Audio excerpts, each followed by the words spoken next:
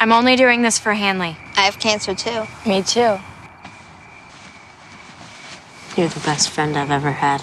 Finally, it was time for summer camp, and Carl was busy getting ready. He was confused about why he had inherited cancer, while Frank casually told him he was the chosen one. The other siblings couldn't understand what it was like to live with cancer, and Frank asked Carl to keep it a secret. Fiona was jealous that Carl got to go to camp. Suddenly, Carl gave his older sister a heartfelt hug. He was scared he might leave this world at any moment. Ian handed him some insect repellent and a Swiss Army knife, reminding him these were tools, not weapons. Then Carl told Frank it was time to go. Frank casually grabbed a bottle of candy, peeled off the label, and tricked Carl into thinking it was a miracle drug. Carl looked back at the noisy but warm and familiar home, reluctant to leave, as if one last glance might make him lose it forever. At camp, Carl showed no interest in the activities. He told Wendy he wanted to go hunting. Wendy apologized. There were no guns. It's bullshit!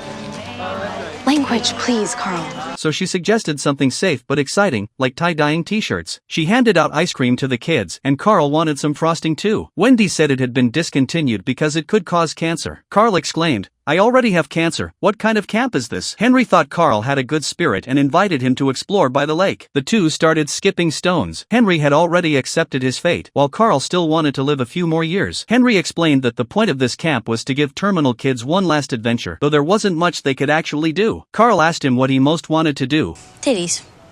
Never seen a real girl's titties. Porn?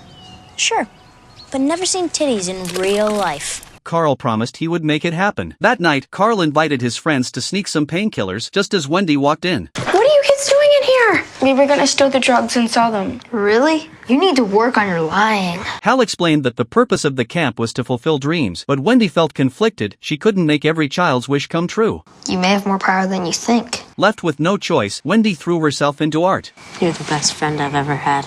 Carl still asked to see the lower half of her body, and Wendy flat out refused. Wendy? Exactly how I imagined them to be.